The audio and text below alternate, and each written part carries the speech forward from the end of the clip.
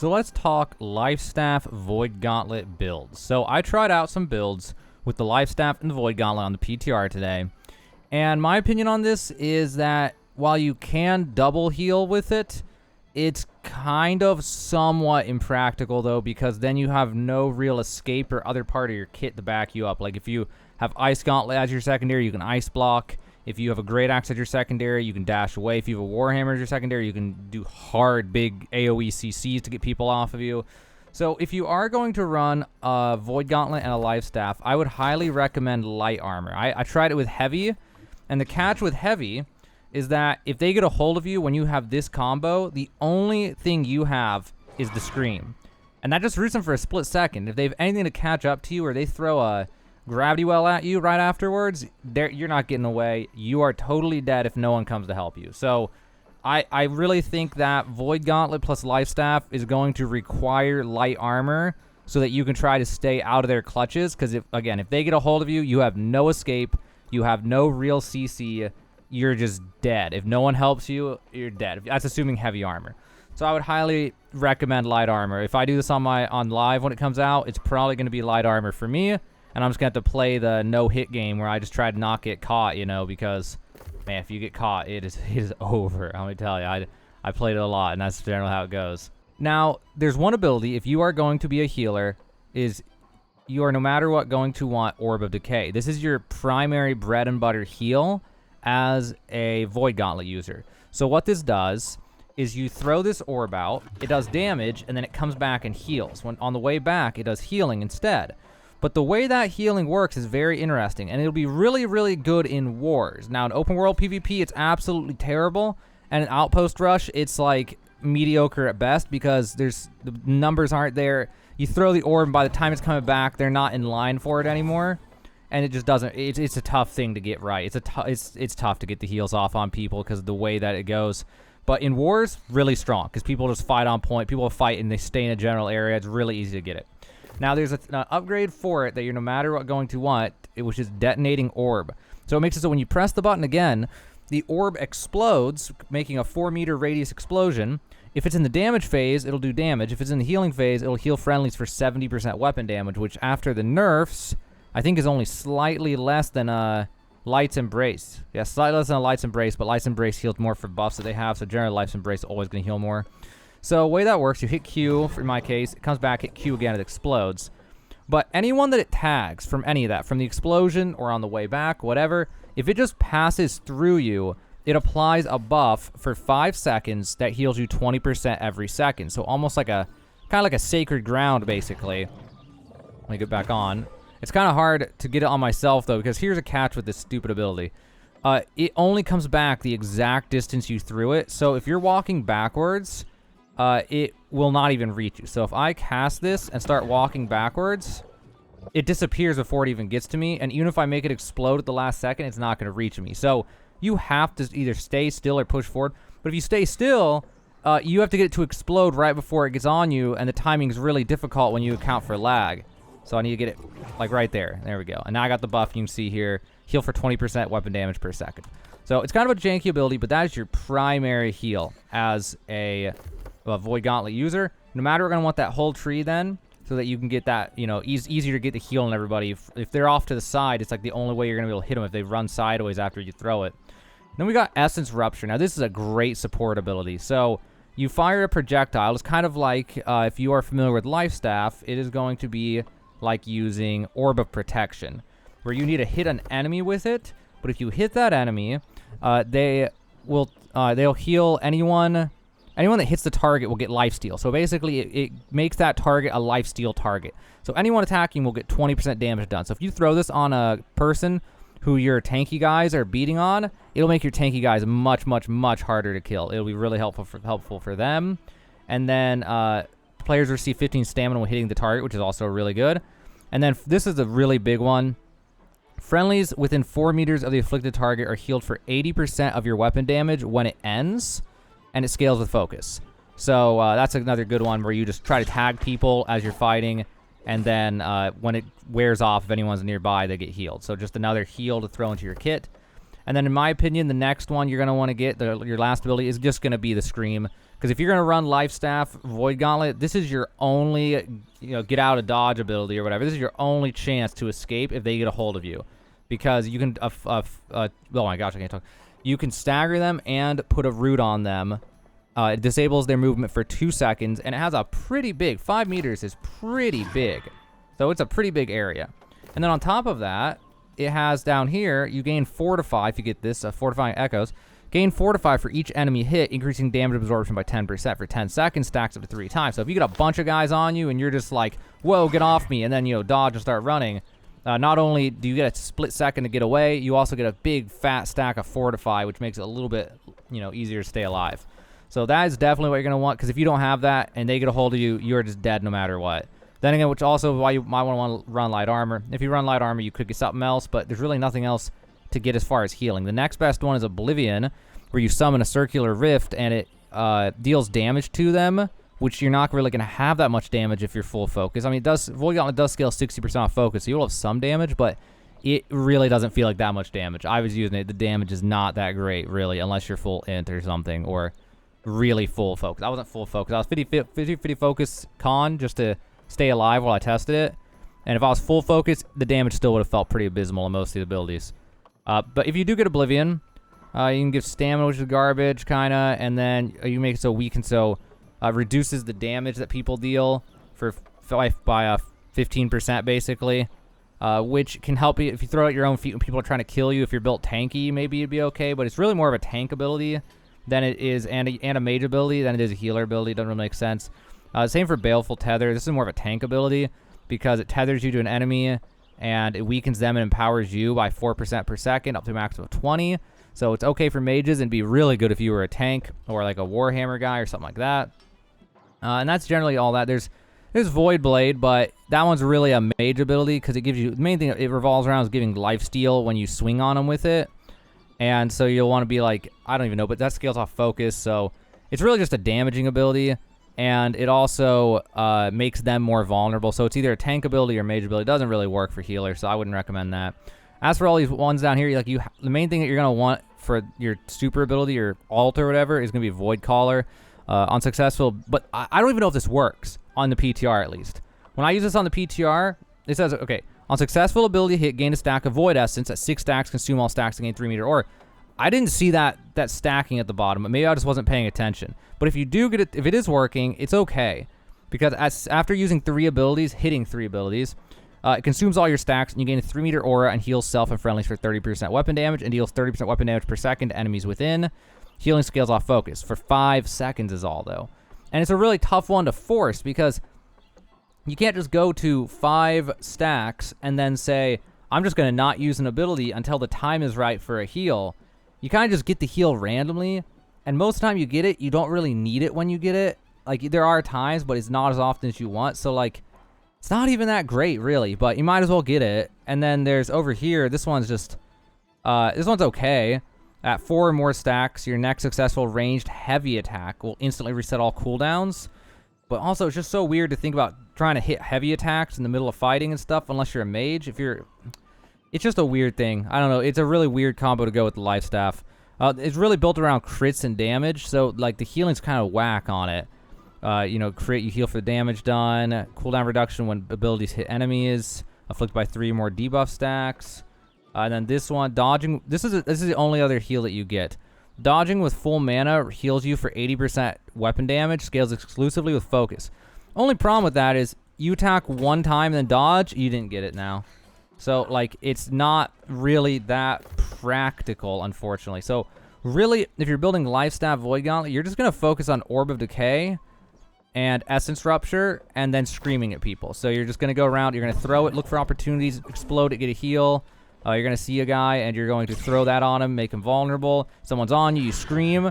Or the other thing is, you see someone who is trying to escape your guys, and you run up to him, and then you scream on him, in order to make sure that your guys kill him. So it really helps in that. I got a lot of people killed by doing that. That was really the best use for it, honestly, other than defending yourself. The other thing that's nice but not practical really is this right here. When you block while having Void Gauntlet out, it sucks away your health but restores your mana. So if you see at the bottom, my mana just goes back to full. It goes up real fast at the cost of health, which works really well as a healer. And you might, like, if you are healing and you are going to go LifeStaff Void Gauntlet, then you will find yourself using it pretty much constantly in order to keep up your mana, so that way you can just swap weapons, throw abilities, and just keep going and going and going without having to stop. But at the same time, okay, so now I'm low, and I'd be like, okay, there, we got some more mana. I'm good. Keep going, keep going, keep going. At the same time, though, if you have money or resources, it's better just to pop a potion. Like, generally, popping a potion will keep you up. It's only a 15-second cooldown for a mana pot. So you just, like, unless, it's only if you are really frugal with your money. Otherwise, you'll just pop potions. So really, this is completely worthless and it drains your health. But if you don't want to pop potions, it definitely saves you a lot of potions because you can't just pop it real fast. Now I got a crap ton of mana. It gives a lot of mana per health. So that's, yeah, I don't know. It's kind of whatever. So then, how do we combo that with the LifeStaff? Well, there's a few different options you can try.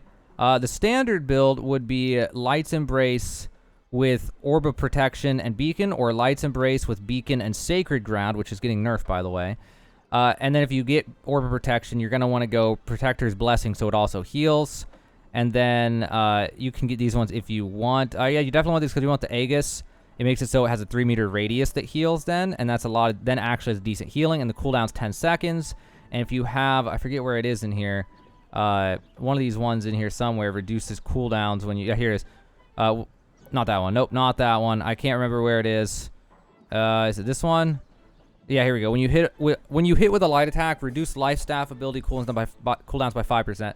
So if you have Orb of Protection and you throw it out, which say that I don't have it equipped right now, but say that was it, and I'm just hitting people, I'll get it back real fast. So if I have that on, I can just throw it every 5 seconds basically.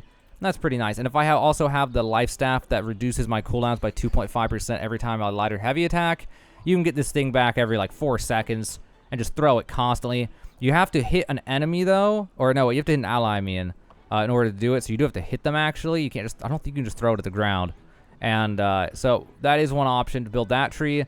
Plus this, not the tree though. The Light's Embrace tree is absolute doo-doo. And then even Magnify is absolute doo-doo. You don't want that either. And then this one's really nice. After a dodge, your heals are 20% more effective. And you see down there, 20% more effective. Just to let you get more healing output. And I'm pretty sure that stays. No, it doesn't stay when you swap, actually. So you actually lose it when you swap. So honestly, LifeStaff Void Gauntlet are not synergistic because the way they made these buffs. Maybe they'll change it at some point. I usually get Protector's Touch so that my light and heavy attacks can be fortified. So if I'm just sitting here AFK healing someone, and someone suddenly jumps me, I'll have a bunch of stacks of Fortify, and so I don't get, killed instantly then. So that's a really good one. It's really strong.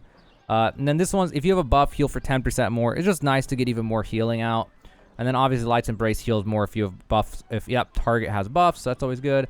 Beacon is good just to get some healing. You throw it down, even whether you hit the ground, whether you hit an enemy, whether you hit an ally, you can consistent healing, and it heals, it moves with the target, so it's not like Sacred Ground where you throw it down and they all happen to spread off it. Now you got nothing for that, so it's a nice, consistent heal. And then I get this one to increase the area effect by 50%, last 5 seconds longer. And this one's really nice in PvP, which makes it so when it heals a target, it applies 20% haste for 3 seconds. And that just keeps on forever if it keeps healing them. So that's a really nice one for PvP. When I see someone who's missing health and chasing someone, I'll throw it on them, and it allows them to chase them down and get them, especially if they're Great Axe Bloodlust. So that's really nice, but that's all I get from that tree. If I were going to get anything else from this tree, it would be balance. But if I get one more thing on this tree than what I have right now, I wouldn't be able to get Divine Blessing, which you definitely want Divine Blessing, because when you heal an ally below 50% health, they are healed for 30% more.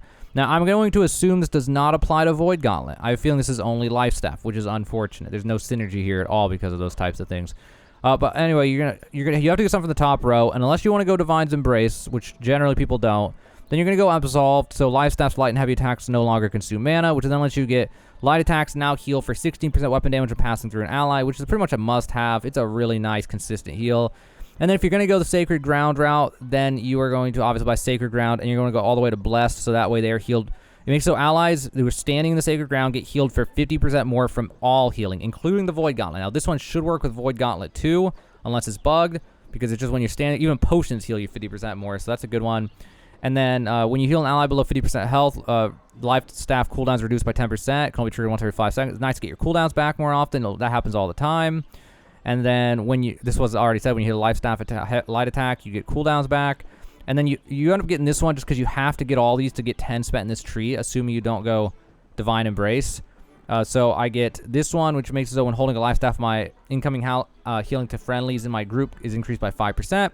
And when I hit a heavy attack, gain a stack of 10% bonus to healing effectiveness for 10 seconds, which if you can remember to do Intensify, you can really boost your healing with this one. If you can just hit 3 heavy attacks every few seconds to keep your stacks on, that really will boost your healing by a significant amount. 30% is a lot, okay?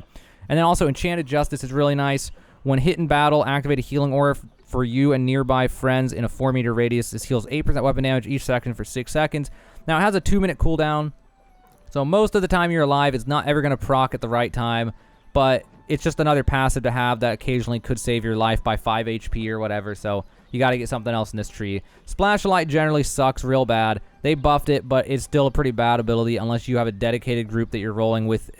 It's better in PvE than in Wars. In Wars, you aren't really going to be just like relying on your 5-man group. You're more focused on healing anybody, even people who aren't in your 5-man group, so kind of bad. But yeah, then obviously Divine Blessing lets you heal more, so it's a must-have. It's so good when they're below 50% health. Now, there's one more build that I personally want to try, but the problem is, okay, so Divine Embrace. I don't know of anybody who actually used this in PvP effectively because it has a terribly long cast time of like 1.5 seconds, which doesn't sound like much, but it makes it so it's so easy to get interrupted that nobody actually used it, and it has a longer cooldown, and it doesn't heal more for buffs. So Light's Embrace heals more, heals instantly, and has a lower cooldown, which is why I use Light's Embrace. If they wouldn't have nerfed this, though, it was 150, so they nerfed out Divine Embrace, and they nerfed Light's Embrace, which is kind of stupid because nobody even uses Divine Embrace. But if they wouldn't have, I actually would have considered just for fun going Beacon, Light's Embrace, and Divine Embrace, or Light's Embrace, Sacred Ground, and Divine Embrace, and just run around inside and be like, okay, heal this guy. But also, you'll only be able to do that if you have the right settings. So I would not recommend that unless you are really good at your settings. And speaking of settings, okay, because settings are absolute crap for healing in this game. If you've ever tried to heal, you might realize the targeting system in this game is complete ass. The worst I've ever seen in any video game in my entire life, and I've been gaming for a really long time, guys. So generally, my settings go, I enable targeted healing, and I have freeform camera on, which makes it so you can move your camera when you're locked onto someone, kind of a must-have there. And then I have camera aim retarget, enables target lock changing with camera aim. I turn this off because for whatever reason you have to have that off in order to have freeform on, which is just insane. I may try swapping I need to test this one more again. If I tested it in open beta and I remember not liking it. I'll have to try to remind myself why, because I actually can't remember right now why I didn't like that. And then, I mean, I know it because I lose freeform, but I'll have to really play with how that actually works. Maybe I could find a way to use it, but I don't know. And then we got targeted healing, sticky lock, enables maintaining target after performing heals, which is definitely an on for me. And I'll explain all this in a sec. Targeted healing, manual target lock. Now, this is the one that a lot of people don't have on, and it makes it impossible to heal. If you want to heal randomly with those single target heals, you have to have this on. It is impossible otherwise. Because what most people do is, for targeted healing, is they heal their group. Enables group mode, allows you to cycle through group members only via middle mouse wheel. So you would scroll wheel to get it to go through the different people, and you'd see it on the left side of the screen, like up here, and you'd see who it's selected, and then you would heal without knowing where they are, how far away they are, which is makes it pretty easy. But if you're in a war, or if you're fighting with more than 5 people, or you're fighting to get influence in a territory, and there's just random people all around you, you're not going to be able to heal them with that. So that is why I use sticky lock. So what happens is default key is middle mouse wheel. So if I get down here and find somebody, and of course when I'm making this video, there's literally nobody in town right now apparently. Here's a guy. So what you can do is you hit middle mouse wheel, and if you see down at the bottom, I have him selected. Now I hit R, and he's the one I'm going to go for. Now if I hit middle mouse again, I'm freehand now. And if I hit middle mouse again, I lock to him. So but the thing about this, it would be an okay system to deal with the terrible, god-awful targeting system in this game. But the problem is that it has like a cone in front of you. So I'm going to try to draw a line here. So you see me, like, if I'm facing right here, even with the stairs, there's a cone of about that angle by like that angle. And so if I hit, no matter who I'm looking at, if I middle mouse wheel and somebody is physically closer to me within that cone, it no matter what goes to the closest target. So like, you know, you can kind of fight that by trying to look off to the side and get it like this and be like, okay, so I just want to get this guy even though the guy closer. I can look all the way to the right, max side of the cone, and then get him when he's in the cone, so that way I don't get the guy who's 2 inches to the left but closer to me. Terrible. It's absolutely terrible. But you can do it. And I use it a lot in wars. I like healing random people, so I can be like, this guy changed target, this guy changed target, this guy changed target, this guy, go back to heal him, you know? So that's how you're going to want to use that if you decide that you do want to go the single target healing route in situations like wars and influence rushes. Also, that setting that I couldn't remember, I told you, like, it makes so you can't look around. This is what it does. I move my mouse, can't move. If I hard swing left, though, hard swing left, it'll let me change target. Terrible. God-awful setting. I don't know who made these healing things, but if you're out there listening, whoever the programmer was behind this, I hate to be mean about it, but you suck at making settings, bro. You need someone else to do this. Is so bad. Okay, so that's my rant. I've been playing LifeStaff since launch, and let me tell you, it's really obnoxious. Now, with the build I'm running right now in particular, there's a little bit of leeway to swap it up, especially with the LifeStaff, depending on what way you like to run LifeStaff. But with Void Gauntlet, I could not see any reason as a healer to get anything other than these three. Maybe Tether at most to make them do less damage to you. But if they're beating on you and you can't get them off, you got bigger problems as a LifeStaff Void Gauntlet user. But generally, the way it's going to go is you're going to be running through, you're going to be putting an orb on a guy, you're going to be healing, you're going to be like, oh, here's a sacred ground target, going to swap weapons now. There's an opportunity for that. Okay, you're going to explode it. And then you're going to scream at someone. And you're going to throw this at someone. You're going to go back to the LifeStaff. Oh, crap, I'm out of mana. Go back to the Void Gauntlet. Suck up some mana. Okay, now go back to the LifeStaff. Oh, my God. I'm still getting used to my buttons. Okay, go back to LifeStaff. Just heal normally. Put another Sacred Ground down. Throw a heal on someone. Keep attacking. Okay, it's probably back now. You go back to your Void Gauntlet. You throw your heal. Explode it on someone. You know, you scream at the guy who's attacking you, and you throw another thing on someone. That's how you're going to go. Oh, and he suck more mana now. So if you do this build, you're going to be constantly just throwing ability, throwing ability, throwing ability, sucking mana, or using a potion, using ability, using ability, using ability. It takes a little while to get used to. It's very, very confusing when you first start doing it, but you actually start to get into a flow the more you do it, and eventually you just get used to it, and it's pretty clockwork. And I'm probably going to run it on live. I'm going to give it a shot. I'm probably going to convert. I was going to convert to full focus healer anyway on live. And this is the build that I'm going to run if I run full focus healer. Maybe a little bit of con, but mainly just full focus healer. And one more time, we got Sacred Ground, which I may swap out for Orb of Protection, and then Light's Embrace and Beacon. And then for the Void Gauntlet, I have Petrifying Scream, Orb of Decay, and Essence Rupture. So one more time, if you want to pause the video, there's this tree.